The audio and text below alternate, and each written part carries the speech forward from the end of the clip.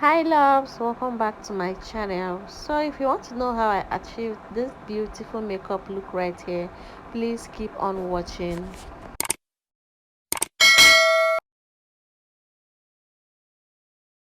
So the first step is starting off with the brows, although I've already did her skin work off camera. So this tutorial is more like an eyebrow eyeshadow tutorial. So I started with my Davis eyebrow pencil and I'm outlining her brows. I am following her natural brows and I'm not overlining.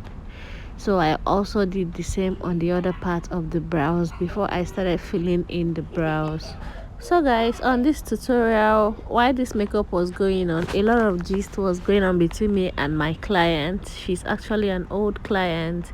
She came in from Lagos and she had an event. She came for her makeup, so we were catching up with old times. There are some distractions in this video, but just pardon me and pay attention on the tutorial. I believe you understand one or two. Hello everyone, you're welcome back to my channel. My name is Mary Max. I'm a makeup artist and a hairstylist based in Enugu, Nigeria. Please do well to hit the subscribe button and join this amazing family. After filling in her brows, I went in with this Blood Cosmetics eyebrow tint, and I'm using that to tint the brow so as to make it look lighter. Eyebrow tint helps take your brow game from 0 to 100. So next is the concealer, and I'm using a concealer that is 2 shades brighter than her skin for the brow bone. And I am using this brush from the Vicabel brush set. So Vicabel brushes has like I think 3 angle brushes that you can actually use for your eyebrows.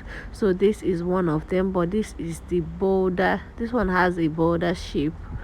So I am trying as much as possible to outline the brows and make it look sharp and crisp.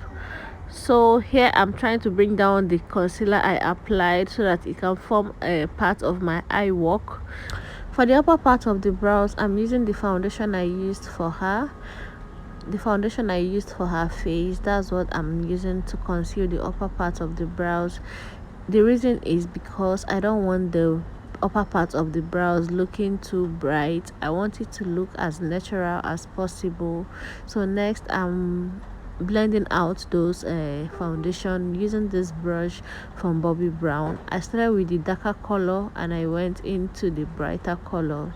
So guys, if you are cleaning up your concealer, you need to be very careful so that you don't end up spoiling the brows. You don't end up cleaning up the brows.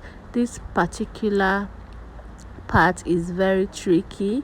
Sometimes you end up cleaning up the sharp lines that you achieved and it can be frustrating. So I also clean the inner corner before moving over to the bright colored concealer I applied on her brow bone. So I made sure I clean it very thoroughly just to so as to achieve a smooth blend, so as to be sure that it is well blended out before moving over to her eyeshadow. So for eyeshadow I used this eyeshadow base from the Ben Nye Clown White as her eyeshadow base. So for this eyeshadow base, I think I picked too much product, so here I'm trying as much as possible to blend it out. So the brush I used in applying it, the eyeshadow base was too much on it, so I had to drop that brush and I got a clean brush so as to help me blend out that eyeshadow base very well. Because if I had continued using that same brush I used in picking my eyeshadow base, it would end up distributing the whole product on her eyes, and at the end you won't like the outcome. So I blended the eyeshadow base very well before moving over to the actual eyeshadow color. As you can see, the places that doesn't have products, I went back into that first brush I used and I reapplied those products on those parts and I blended it out using the new brush I picked. This Bobbi Brown brush always comes in handy for me. I got like 8 pieces of the same style which I use at different occasions while applying my makeup.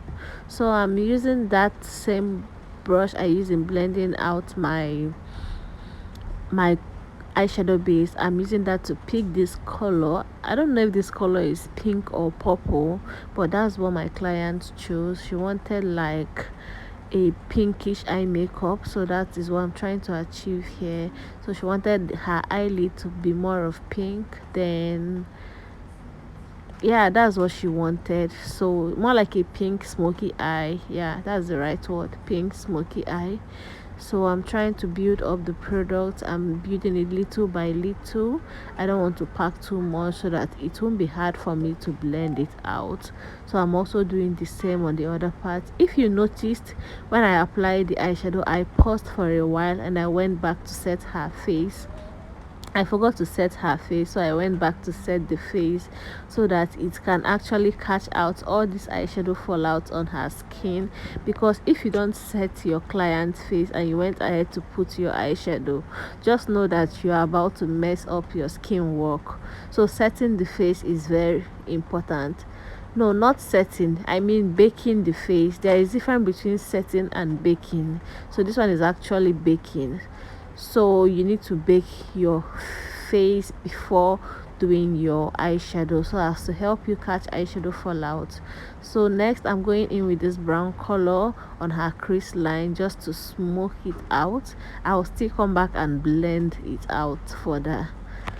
So guys, if you've actually watched till this point, I believe you're enjoying this tutorial so far. Please subscribe to my channel, turn on the bell notification beside the subscribe button so you always get notified whenever I upload a new video. On this channel I create makeup and hair content. Hair content is mostly kiddies hairstyle because I have 2 kids. I have 2 baby girls which I make their hair on this channel. So subscribe to my channel. If you are a lover of hair and makeup, subscribe to my channel because you're gonna love it here. So next I'm going in with this brown color. Like I said before, I'm trying to blend that brown color out and I'm blending it into that pink color. So after that I went into my powder palette. I took a powder just to set her brow bone, to set the concealer I use in highlighting her brows. So that is basically it. So next I'm trying to dust off all those fallouts underneath her eyes, as you can see. So guys, you see, without baking the face, if you try to dust your fallouts out, it's going to stain your skin. But you see how it was so easy for me to dust them out. So I used that same brown eyeshadow I used for her crease line. I used it on her under eyes, and I went ahead with my gel liner to line her waterline just to give some definitions to the eye. And I also lined her tight line before going in with a false lashes. So while I was lining her eyes, my client was kind of scared. You know, some people, when you start lining their eyes, they will start tearing out. So that was the case here.